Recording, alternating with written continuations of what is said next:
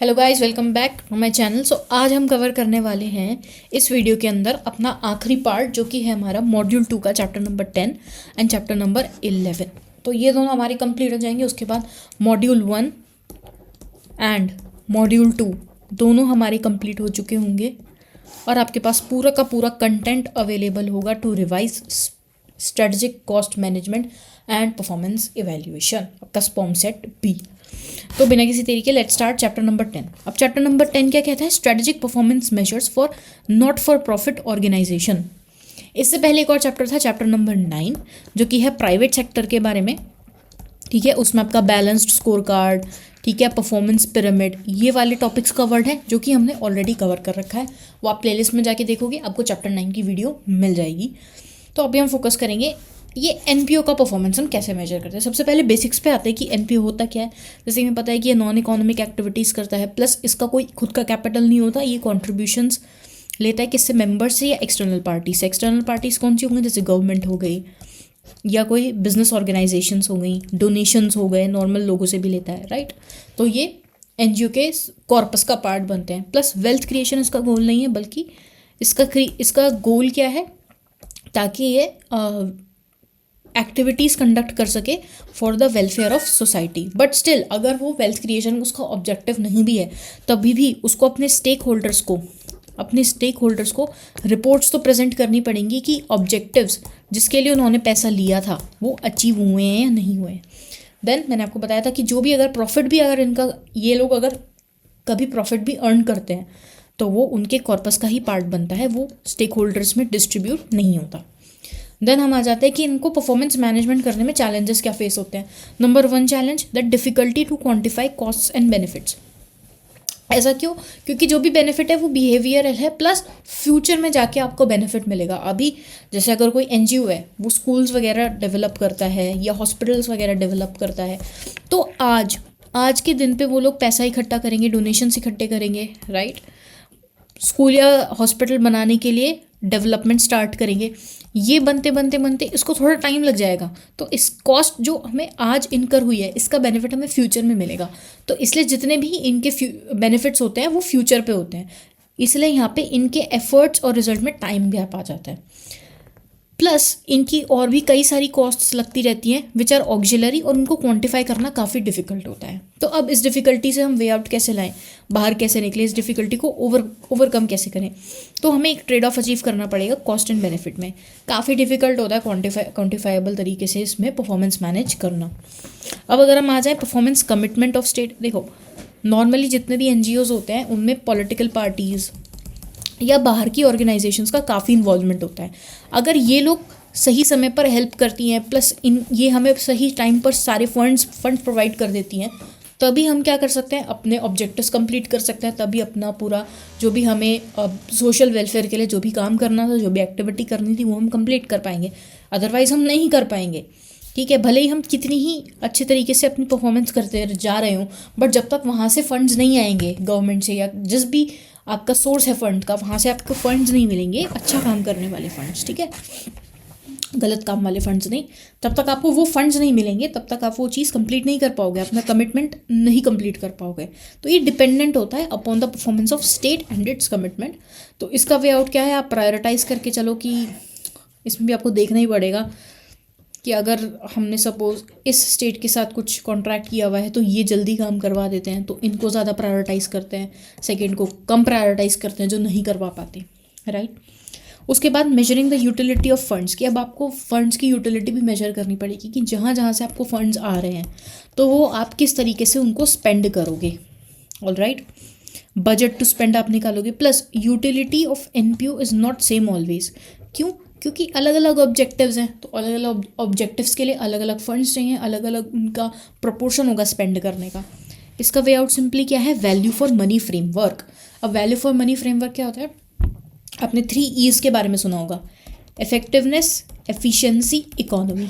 ये 3 E's हमने बहुत सुने हैं। इसमें 2 E's और ऐड कर लो, इक्विटी एंड एथिक्स, ठीक है। मतलब हमारे 5 E's हो गए। सो इनिशियली हमारे पास 3 E's थे, effectiveness, efficiency and economy. Effectiveness का क्या मतलब होता है? सही तरीके से पैसा इन्वेस्ट करो, अच्छे से पैसा इन्वेस्ट करो ताकि मिशन और ऑब्जेक्टिव्स हमारा अचीव हो पाए, ठीक है। एफिशिएंसी क्या कहता है कि आप वाइजली स्पेंड करो, यानी कि अंधा खर्चा कर दिया, ढंग से सोच समझ के खर्चा करो, वाइज बनो। वाइज का मतलब क्या होता है? समझदार, समझदारी से खर्चा करो, यानी कि मिनिमम इनपुट में आप मैक्सिमम आउटपुट अचीव करने का ट्राई करो, उसको ही एफिशिएंसी बोलते हैं।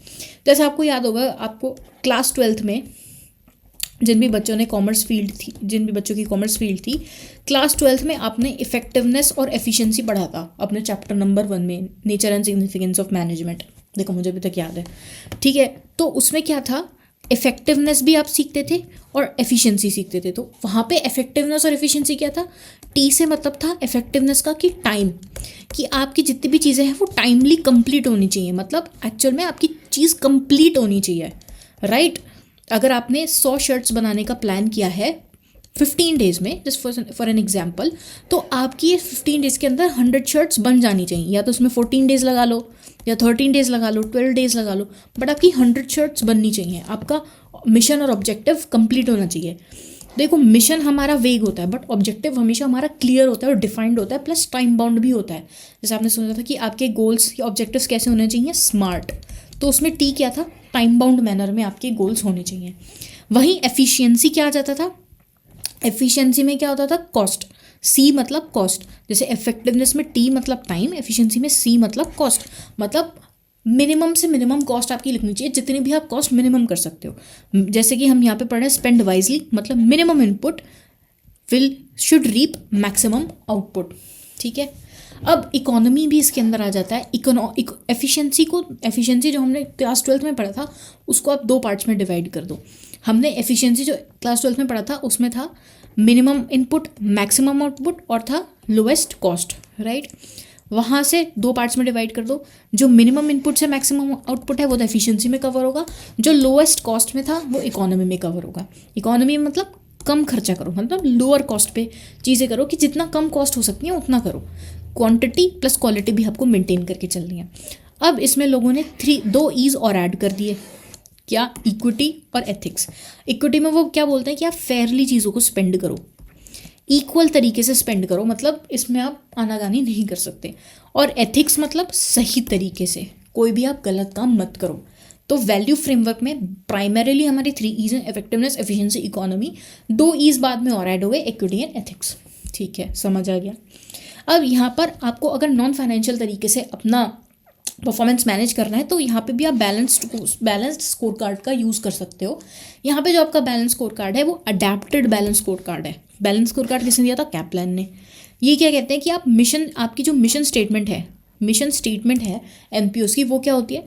To attain central point rather than profit, मतलब आपको अपना ऑब्जेक्टिव अचीव करना है। और यहाँ पे ऑब्जेक्टिव आपका क्या है? वेलफेयर ऑफ द सोसाइटी, फलाना ढिमाका, ये सब आपके ऑब्जेक्टिव्स हैं इंस्टेड ऑफ प्रॉफिट। तो अब आपके customer perspective, financial perspective, internal process perspective, innovation and learning perspective उसी तरीके से चेंज हो जाएंगे। कस्टमर पर्सपेक्टिव तो आपका वही रहेगा कि satisfaction of beneficiary, market growth and other stakeholders interest आप ध्यान में रख के चलोगे। फाइनेंशियल पर्सपेक्टिव में वहाँ पे आपको अलग अलग रेशियोज देखने पड़ रहे थे कि मेरा ये रेशियो सेटिस्फाइड हो रहे हैं या नहीं हो रहे हैं, मेरी फाइनेंशियल पोजीशन कैसी है नॉर्मली अगर हम देखते थे। यहाँ पे आप क्या देखोगे कि फंड मेरा कहाँ से रेज हो रहा है, मेरा फंड ग्रो कर रहा है या नहीं कर रहा है, प्लस डिस्ट्रीब्यूशन कैसे हो रहा है फंड्स का, right. Internal processes and perspective में आप वही देखोगे इंटरनल एफिशिएंसी कैसी है, प्लस वॉलंटियरिंग डेवलपमेंट क्या है कि वॉलंटियर्स हमारे इंक्रीज हो रहे हैं या नहीं हो रहे हैं, इन्फॉर्मेशन कम्युनिकेशन एंड क्वालिटी, ये सारी चीज़ें आप इंटरनल प्रोसेसेस एंड पर्सपेक्टिव में देखोगे। और इनोवेशन एंड लर्निंग में the capability of an organisation to adjust to the changing environment and innovative changes, ये भी सिमिलरली रहने वाला है। तो मेजर चेंज आपका यहाँ पे फाइनेंशियल पर्सपेक्टिव में आया कि आपको फंड रिलेटेड सारी चीज़ें फोकस करके चलनी है। अब हम आ जाते हैं लास्ट टॉपिक पे which is other performance measures. जैसे कि आपको अदर परफॉर्मेंस मेजर्स जो कि नॉन फाइनेंशियल है वो आप क्या होंगे?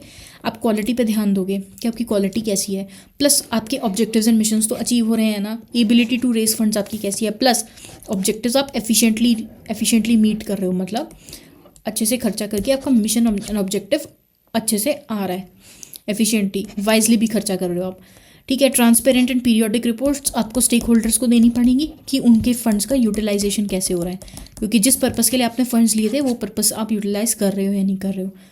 इसका लॉन्ग टर्म इम्पैक्ट रहता है, एनजीओ एक्टिविटीज़ का जितना भी इम्पैक्ट होता है वो लॉन्ग टर्म ही रहने वाला है।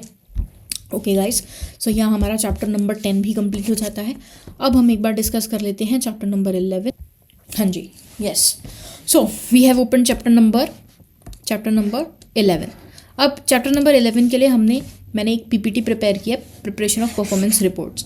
तो ये बहुत सिंपल चैप्टर था, इसमें मुझे समझ नहीं आ रहा था कि इसको इतना बोरिंग चैप्टर था कि इसको कैसे इंटरेस्टिंग बनाया जाए, तो मैंने पीपीटी प्रिपेयर किया। अब देखो ये क्या बताता है, a guide to measurement, evaluate and take action. सबसे पहले आप तो अपनी परफॉर्मेंस, कोई भी रिपोर्ट अगर आप प्रिपेयर करोगे, अगर आपका रिपोर्ट कार्ड भी सपोज आप प्रिपेयर करते हो स्कूल में, जैसे आपका रिपोर्ट कार्ड बनता था, सबसे पहले तो आपके मार्क्स लिखे जाते थे उसमें, राइट, मार्क्स मेजर होते थे, राइट। फिर टीचर आपको इवैल्यूएट करके देती थी, ठीक है, आपको ग्रेड करती थी टीचर की, आपने A+ स्कोर किया है, B+ स्कोर किया है या क्या स्कोर किया है, राइट। उसमें आपका रिमार्क्स का भी कॉलम होता था एक, जिसमें टीचर लिखती थी good performance, bad performance, this and that, right. तो मेजरमेंट देती थी टीचर, इवैल्यूएशन भी करती थी, फिर वो पेरेंट्स टीचर मीटिंग में, ठीक है, आपके पेरेंट्स को, मम्मी पापा को बताती भी थी कि इसको आपको क्या एक्शन लेना है, प्लस आपके पेरेंट्स भी बताते थे टीचर को कि ठीक है इस पर एक्शन ले लेना, राइट। तो कोई भी रिपोर्ट, तो जो हम परफॉर्मेंस रिपोर्ट्स बना रहे हैं वो भी सिमिलर पैटर्न पे ही चलेगी। रिपोर्ट तो रिपोर्ट होती है, तो आप पहले मेजर करोगे, देन इवैल्यूएट, और फिर एक्शन भी लिखोगे उसमें कि एक्शन क्या लेना है, ये तो अब देखो foundation of performance management system. अगर हम किसी भी ऑर्गेनाइजेशन की परफॉर्मेंस मैनेजमेंट रिपोर्ट बनाने वाले हैं और परफॉर्मेंस मैनेजमेंट सिस्टम करेंगे, तो सबसे पहले तो हमें ऑर्गेनाइजेशन के गोल्स देखने पड़ेंगे, ठीक है, कि ऑर्गेनाइजेशन के गोल्स क्या हैं, क्या जो भी परफॉर्मेंस हो रही है वो गोल्स को अचीव कर रही है, वेदर और not the goals are being achieved, ठीक है। तो और परफॉर्मेंस रिपोर्ट तो क्या है, फाइनल स्टेज है, पूरी एक्टिविटी का फाइनल स्टेज है। क्यों? क्योंकि पहले तो आप परफॉर्मेंस करोगे ना, उसी के बाद तो रिपोर्ट बनेगी, राइट। तो सबसे पहले आप ऑर्गेनाइजेशन स्ट्रक्चर डिटरमाइन करो, कैसे, establish an appropriate and best fit framework. जैसे हमने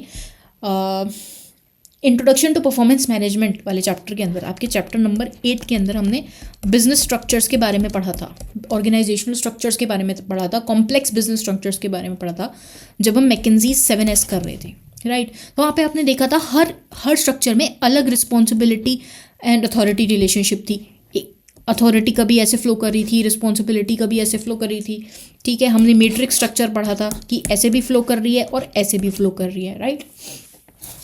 तो ऑर्गेनाइजेशनल स्ट्रक्चर आपको अपनी ऑर्गेनाइजेशन के हिसाब से डिफाइन करना है कि कौन सा ऑर्गेनाइजेशनल स्ट्रक्चर ज़्यादा सूट करेगा, ये आपने डिफाइन कर लिया। फिर आप कंट्रोल डेलीगेट करोगे और रिस्पॉन्सिबिलिटी सेंटर्स आइडेंटिफाई करोगे, मतलब डिग्री ऑफ डेलीगेटेड कंट्रोल। सारा काम CEO तो नहीं कर सकता, राइट, तो उसको अपने नीचे बंदों को डिस्ट्रीब्यूट करना पड़ेगा, डेलीगेट करना पड़ेगा काम। अगर उसने मैनेजर्स भी बिठा दिए तो जैसे जैसे कंपनी इंक्रीज होगी ये लोग भी अपने नीचे डेलीगेट करेंगे काम, राइट। तो आप डेलीगेट करो कंट्रोल को, और फिर रिस्पॉन्सिबिलिटी सेंटर्स भी आइडेंटिफाई करो कि रिस्पॉन्सिबल और अकाउंटेबल बंदा है कौन, राइट। तो ये क्या बन गया कि रिस्पॉन्सिबल बंदा कौन है प्लस अकाउंटेबल कौन है, ये भी आपको आइडेंटिफाई करके चलना होगा। देन आप परफॉर्मेंस मेजर इस्टेब्लिश करो। परफॉर्मेंस मेजर कैसे इस्टेब्लिश करोगे, सबसे पहले आप CSFs आइडेंटिफाई करोगे कि भाई क्रिटिकल सक्सेस फैक्टर क्या है, किन फैक्टर्स के बेसिस पर हम कहेंगे कि परफॉर्मेंस अच्छी हुई है, राइट। और ये CSF आप मेजर कैसे करोगे, KPIs के थ्रू, राइट। ये आप जब मेजरमेंट इन प्राइवेट सेक्टर वाला चैप्टर पढ़ोगे, चैप्टर नंबर 9, वहाँ से आपको समझ आएगा that what are CSF and what are KPIs, right. ये हमारा हो गया set financial and non financial targets, KPIs बनाओगे। उसके बाद आप रिव्यू करोगे परफॉर्मेंस को और फिर करेक्टिव एक्शन लोगे, क्या, analyse results and make adjustments, ठीक है। आप परफॉर्मेंस को रिव्यू करोगे, देखोगे कि अच्छी परफॉर्मेंस है या ख़राब परफॉर्मेंस है, प्लस एक्शन डिफाइन करोगे, एक्शन पॉइंट्स नोट करोगे कि अब हमें क्या फर्दर एक्शन लेना है ताकि हमारी परफॉर्मेंस इम्प्रूव हो, ठीक है। हम या तो गोल्स अचीव कर रहे होंगे या हम गोल्स अचीव नहीं कर रहे होंगे, राइट। दोनों ही सिनेरियोज में अचीव कर रहे होंगे तो और ज़्यादा अच्छे से कैसे अचीव करें, नहीं कर रहे हैं तो अचीव एक्चुअल में कैसे करें, ये सब आपको डिफाइन करना पड़ेगा। तो यहाँ पे देखो ये बुक की लाइन है, system should be robust, open, cyclic to serve its purpose, ठीक है। अब गाइडिंग प्रिंसिपल क्या है, अब रिस्पॉन्सिबिलिटी अकाउंटिंग क्या होती है, देखो रिस्पॉन्सिबिलिटी अकाउंटिंग, देखो ये पूरा स्ट्रक्चर है, ये आप पूरा स्ट्रक्चर देख पा रहे हो, राइट। अब इसमें ये बंदा है, इसको कुछ रिपोर्ट मिली है, देखो पढ़ते हैं definition. Responsibility accounting system is a system that collects, summarizes, and reports information where individual manager is held accountable for specific costs, revenue or assets and under their control. अब अगर इस पर्टिकुलर टीम की कोई report बन के तैयार होगी, कोई परफॉर्मेंस रिपोर्ट बन के तैयार होगी, और इस रिपोर्ट में कुछ भी अगर अच्छा लिखा होगा, गुड चीज़ें लिखी होंगी या फिर बैड चीज़ें लिखी होंगी, जो भी गुड और बैड चीज़ें लिखी होंगी उनके लिए रिस्पॉन्सिबल कौन होगा? ये बंदा रिस्पॉन्सिबल होगा, क्योंकि यही सारी चीज़ों को ओवरलुक कर रहा था, ओवरलुक नहीं, सारी चीज़ों को देख रहा था कि कैसे क्या सिस्टम चल रहा है। इसका कोर आइडिया क्या है कि each managers performance should be judged by how well they manage those items directly under their influence, कि इस मैनेजर के कंट्रोल में जो भी आइटम्स हैं, जो भी चीज़ें हैं, जो भी लोग हैं, जो भी प्रोसेसेस हैं, जो भी एक्टिविटीज़ हैं, वो किस तरीके से ये बंदा मैनेज कर रहा है, उसी के बेसिस पर उसकी परफॉर्मेंस को जज किया जाएगा। अब कनेक्शन क्या है? This principle is the foundation of the performance management system and is implemented through performance report. अब ये जो है ये परफॉर्मेंस रिपोर्ट है, इसी के थ्रू ये हम रिस्पॉन्सिबिलिटी अकाउंटिंग कंप्लीट कर देंगे। अपनी रिस्पॉन्सिबिलिटी अकाउंटिंग क्या थी कि एक बंदा है, उसके नीचे कुछ बंदे काम कर रहे हैं, उसके अंडर कुछ परफॉर्मेंस, कुछ प्रोसेसेस और एक्टिविटीज़ आती हैं, उनका एक रिपोर्ट प्रिपेयर करो कि भाई वो सब कैसी चल रही हैं, क्या उनमें पॉजिटिव्स हैं, क्या नेगेटिव्स हैं। उसके बेसिस पर हम देखेंगे कि इस बंदे की परफॉर्मेंस एक्चुअल में क्या थी, वो रिस्पॉन्सिबिलिटी अकाउंटिंग हो जाती है। अब परफॉर्मेंस रिपोर्ट एक्चुअल में होती क्या है, परफॉर्मेंस रिपोर्ट के क्या क्या कंपोनेंट्स होते हैं। तो सबसे पहले परफॉर्मेंस रिपोर्ट हमेशा एक्चुअल और बजट और स्टैंडर्ड को कंपेयर करेगी। जैसे हम वेरिएंस एनालिसिस में देखते थे, अपने स्टैंडर्ड कॉस्टिंग में आप देखते थे कि वहाँ पे आपका स्टैंडर्ड कॉस्ट कार्ड होता था, एक एक्चुअल कॉस्ट कार्ड होता था। इन दोनों का डिफरेंस जो आता था उसको आप वेरिएंस बोलते थे, और वेरिएंस से आपकी वेरिएंस रिपोर्ट कहलाई जाती थी कि आपने वेरिएंस रिपोर्ट प्रिपेयर की है, राइट। इसका प्राइमरी फंक्शन क्या होता है? प्रेजेंट वेरिएंस निकालना। पर्पस क्या है? Recipient is expected to investigate unfavourable variances and take action. जो भी आपके एडवर्स वेरिएंसेस आएंगे आप उनको इन्वेस्टिगेट करोगे कि वो किस रीज़न की वजह से आए हैं, प्लस उन पे आप करेक्टिव एक्शन लोगे। That is what performance report का पूरा ऑब्जेक्टिव इज, राइट। तो प्लान्ड बेसलाइन होती है, फिर एक्चुअल रिजल्ट्स होते हैं, और इनके बीच में जो गैप आया है उसको हम वेरिएंस बोलते हैं, और इसको हम इन्वेस्टिगेट करते हैं। अगर ये एडवर्स होता है तो भी इन्वेस्टिगेट करते हैं, फेवरेबल है तो भी हम कुछ ना कुछ उसमें ज़रूर देखते हैं कि क्या हमने अपना स्टैंडर्ड ही बहुत लो सेट किया था क्या, जो एक्चुअल में इतना अच्छा अचीव हो गया। तो हमें अपने स्टैंडर्ड्स और ज़्यादा हाई क्वालिटी बनाने पड़ेंगे, राइट। देखो लिखा हुआ भी है, if the baseline is not reasonable then any outcome derive from it will be invalid. आपको अपनी बेस लाइन प्रॉपर सेट करनी पड़ेगी, तभी ये इसको और इसको अगर कंपेयर करोगे तो जो वेरिएंस निकलेगा वो एक्चुअल में आपको यूजफुल इंसाइट दे रहा होगा। अब एंटिटीज़ परफॉर्मेंस रिपोर्ट्स क्यों यूज़ करती हैं भाई? अटेंशन फोकस करने के लिए। देखो भाई ये इश्यूज़ चल रहे हैं, ये एस्पेक्ट्स हैं जिनसे हमारी परफॉर्मेंस ख़राब हो रही है ऑर्गेनाइजेशन की, इन पे हमें ध्यान देके चलना है। प्लस क्वांटिफाई और प्रायोरिटाइज करते हैं किन चीज़ों को भाई, कोई आइटम्स होंगे जो इमीडिएट अटेंशन रिक्वायर कर रहे हैं तो उनको क्वांटिफाई कर दिया, प्लस प्रायोरिटाइज भी कर दिया। कम्युनिकेशन बढ़ती है, create a platform for discussion between recipient and the responsible manager about the highlighted issues, right. कि जो भाई रिस्पॉन्सिबल बंदा है, जिसकी कंपनी है सपोज, जो सीईओ है, और जो मैनेजर की जो रिपोर्ट प्रिपेयर हुई है, ठीक है, अब इसको डिस्कस कौन करेगा? ये दोनों डिस्कस करेंगे ना, जो भी प्लस और नेगेटिव, प्लस माइनस होगा, पॉजिटिव्स और नेगेटिव्स होंगे, राइट। इसमें एडिशनल बेनिफिट्स क्या होता है? बेंचमार्किंग कर सकते हो, रिसोर्स प्लानिंग कर सकते हो, enhancing business performance and preparing external reports. अब प्रिपेयर करने के लिए सबसे पहला step, define the user and objective. सबसे पहले आप यूज़र आइडेंटिफाई करो कि आप रिपोर्ट किसके लिए प्रिपेयर करो। क्या सीनियर मैनेजमेंट है, वो डिपार्टमेंट हेड है, एग्जीक्यूटिव्स हैं, कौन है, उसकी नीड्स क्या है, उसको एक्चुअल में चाहिए क्या, information level of detail and tone, किस फॉर्मेट में उसको रिपोर्ट चाहिए। प्लस आप ऑब्जेक्टिव्स आइडेंटिफाई करो। ऑब्जेक्टिव्स क्या? आप क्रिटिकल सक्सेस फैक्टर्स आइडेंटिफाई करो, प्लस की परफॉर्मेंस इंडिकेटर्स देखो जो आपको रिपोर्ट करना है, क्योंकि इन्हीं के बेसिस पर तो आप रिपोर्ट में कुछ लिखोगे ना, रिपोर्ट में लिखोगे क्या, ठीक है। रिपोर्टिंग सिस्टम एक एस्टैब्लिश करो in the light of organisations overall vision, mission and goal. उनके हिसाब से आप रिपोर्ट्स में मेंशन करोगे चीज़ें। स्ट्रक्चर कैसा होगा?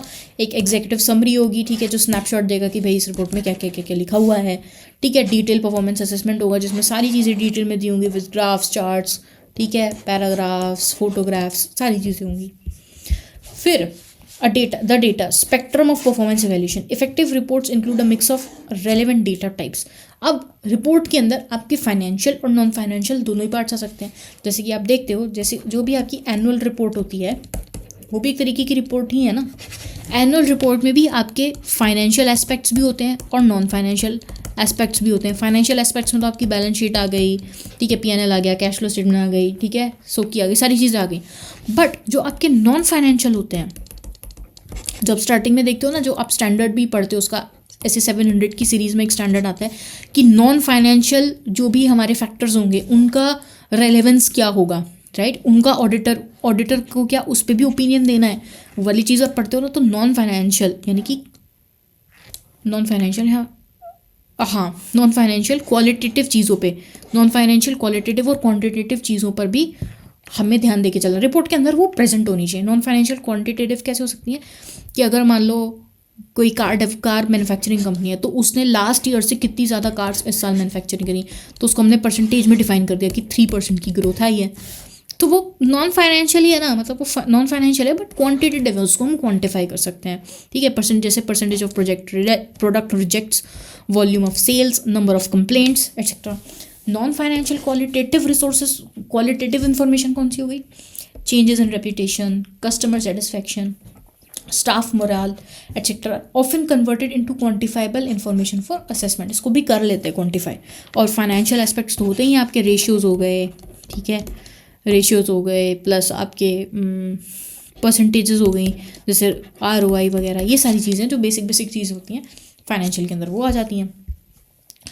अब वो क्या कहते हैं, short term financial performance in a business can often be improve by reducing quality, innovation and training. However a company that pursues these strategies is likely to suffer financially in the long run. ठीक है, सही बात बोल रहा है वो। अब preparation step 3, ensure clarity and reliability. अब आप रिपोर्ट में क्लैरिटी और रिलायबिलिटी भी रखोगे। सबसे पहले आप लेआउट और विजुअल्स पे फोकस करोगे कि वो प्रॉपर होने चाहिए, सारी चीज़ें प्रॉपरली विजिबल होनी चाहिए, टेबल्स, चार्ट्स, ग्राफ्स के थ्रू, ठीक है, नैरेटिव कमेंट्री वगैरह दे सकते हो। प्लस जो भी डिटेल्स आप रिपोर्ट के अंदर लिख रहे हो ना, उसको क्रॉस चेक ज़रूर कर लेना कि ताकि उसकी रिलायबिलिटी और ऑथेंटिसिटी बनी रहे, क्योंकि प्रूफ रीड करना बहुत इंपॉर्टेंट होता है, ठीक है। आप सब आर्टिकलशिप से गुजर चुके हो, आपको पता है प्रूफ रीड करना कितना ज़्यादा इंपॉर्टेंट है। उसके बाद परफॉर्मेंस रिपोर्ट के टूल बॉक्स, डिफरेंट रिपोर्ट सर्व डिफरेंट नीड्स। एक होती है स्टेटस रिपोर्ट कि क्या चीज़ का क्या स्टेटस है, वो स्टेटस रिपोर्ट देती है कि एक्टिविटी अभी कहाँ पे पहुंची है, करंट स्टेट क्या है पर्टिकुलर पॉइंट इन टाइम पे। Variance report positives and negatives बताती है एक्चुअल और प्लान चीज़ों में। ट्रेंड रिपोर्ट क्या बताती है कि हम एक्चुअल में कहाँ मूव कर रहे हैं, right. Compares performance against the same period in a previous report, quarterly और एनुअली। पूरा एक चार्ट बनता है कि यहाँ पे हमारी परफॉर्मेंस है, यहाँ पे हमारा टाइम है कि कैसे हम ग्रो कर रहे हैं, राइट। फोरकास्टिंग रिपोर्ट, वो फोरकास्ट करते हैं आज क्या डेटा अवेलेबल है और कल क्या पोजीशन हो सकती है, उसको फोरकास्ट करना। जैसे ये बहुत इंपॉर्टेंट चीज़ बन चुकी है आज के टाइम पे, फोरकास्ट करना। जैसे कि आप सुनते होंगे कि मशीन लर्निंग मॉडल्स आते हैं कई सारे, राइट। तो मशीन लर्निंग मॉडल्स क्या करते हैं, वो फोरकास्ट ही तो करते हैं चीज़ों को। जो आप ChatGPT से चीज़ पूछते हो, जो आप ChatGPT वगैरह से चीज़ पूछते हो, वो उसको आंसर थोड़ी पता है, वो पैटर्न्स को देखता है, वो पैटर्न्स को एनालाइज करता है, ठीक है। पैटर्न्स के बेसिस पर वो आपका आंसर फोरकास्ट करता है। वो आपको अच्छा लगता है तो आप उसको एक्सेप्ट कर लेते हो, अदरवाइज आप उसको फिर बोलते हो कि नहीं ये वाला पॉइंट नहीं, आप उसमें कुछ और करके दो। तो वो पैटर्न्स के बेसिस पर फोरकास्ट करते हैं। तो जितनी अच्छी फोरकास्टिंग होगी उतना ही अच्छा आपका रिसोर्स यूटिलाइजेशन होगा। प्लस रिपोर्ट्स इंटरनल यूज़ के लिए तो होती हैं, प्लस एक्सटर्नल यूज़ के लिए भी होती हैं। जैसे कि हम ट्रिपल बॉटम लाइन वाली रिपोर्ट होती है। ट्रिपल बॉटम लाइन हमने चैप्टर 9 में भी पढ़ा है। ट्रिपल बॉटम लाइन क्या होता है, प्रॉफिट, पीपल, प्लैनेट, 3 P's होते हैं, प्रॉफिट, पीपल, प्लैनेट। इन सब के लिए आपको काम करके चलना है। GRI क्या होती है, ग्लोबल रिपोर्टिंग इनिशिएटिव, की ग्लोबली जो स्टैंडर्ड्स हैं रिपोर्टिंग के फॉर सस्टेनेबिलिटी रिपोर्टिंग, ये आपको इंक्लूड करके चलने हैं। ये आपके एनुअल रिपोर्ट्स में भी मेंशन्ड होते हैं, ठीक है। ग्लोबल रिपोर्टिंग इनिशिएटिव जो वर्ल्ड वाइड आपको फॉलो करने होते हैं। ESG क्या होता है, एनवायरमेंटल सोशल गवर्नेंस, ये भी आपकी रिपोर्टिंग का पार्ट है, ये भी स्टैंडर्ड्स होते हैं। प्लस इंटीग्रेटेड रिपोर्टिंग, ये भी आपका देखो आपने FR में पढ़ा हुआ होगा ये ज़रूर। Providers of capital with a holistic view of organisations value creation over time. अब फ्रॉम एनालिसिस टू एक्शन क्या प्रोसेस फॉलो होती है, सबसे पहले आप रिव्यू करोगे, फिर आइडेंटिफाई करोगे, ठीक है, समराइज करोगे फाइंडिंग्स और एक्शन प्लान अपना बना के तैयार रखोगे, ठीक है। आप रेगुलर टाइम फ्रेम बनाओ, एनालिसिस का मंथली करना है, क्वार्टरली करना है, एनुअली करना है, ताकि ट्रेंड्स अच्छे से आइडेंटिफाई हो सके। That's it.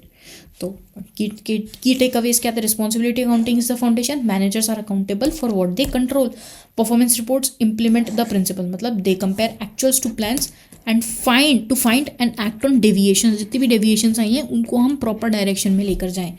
फिर preparation is a deliberate process. कैसे? सबसे पहले आपको यूज़र को पता करना पड़ेगा, यूज़र कौन है, प्लस ये डिफाइन करो कि उसको चाहिए क्या, उसका ऑब्जेक्टिव क्या है रिपोर्ट का। डेटा को मिक्स यूज़ करो, फाइनेंशियल नॉन फाइनेंशियल, फिर प्रेजेंट करो क्लैरिटी के साथ, प्रॉपर रिलायबिलिटी ताकि उसकी मेंटेन रहे, क्रॉस चेक करो details. Action is the ultimate goal. Reports हम क्यों प्रिपेयर करते हैं? ताकि हम करेक्ट एक्शन ले पाएँ। Analysis of reports must drive corrective action and performance improvement. जैसे यहाँ पे एक एग्जाम्पल भी दिया हुआ है, concept and practice the engineering department scenario, an engineering department introduces automation, investing in new technology, ये न्यू टेक्नोलॉजी में लेकर आए। तो अब इनका प्लान क्या था?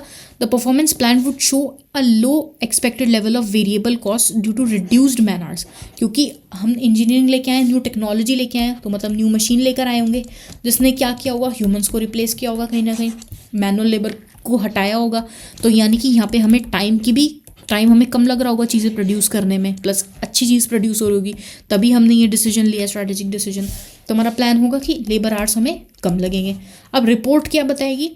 Compares the actual cost against the budgeted cost showing the variance. तो वो बताएगी कि भाई आवर्स हमें इतने लगे, ठीक है, स्टैंडर्ड हमने इतना सेट किया था, कॉस्ट हमें इतनी 3 करोड़, उसके बीच का वेरिएंस आपको देखना पड़ेगा। बेसलाइन हमने सेट की, फिर जो हमने मेजर एंड कंपेयर किया, उसके बाद एक्शन क्या लेना होगा? If the upper management sees an unfavourable variance, जैसे एफिशिएंसी अगर हमारी कम हो गई तो वो क्या करेंगे? They can talk with the department manager to investigate and correct the issue, right. अब यहाँ पे देखो, आपने मेजर एंड कंपेयर किया, अगर आपको कुछ नेगेटिव्स दिख रहे होंगे तो आपने इन्वेस्टिगेट और उनको करेक्ट करा लिया होगा। That's it. यहाँ पे हमारा चैप्टर नंबर 11 भी ख़त्म हो जाता है। Now we are totally complete with this overview series. ये एंड था हमारी सीरीज़ का। आई होप सो आपको सारी चीज़ अच्छे से समझ आई होंगी। जितने भी कॉन्सेप्ट्स हमने यहाँ पे सीखे हैं उनको आप अच्छे से करके चलो, ठीक है।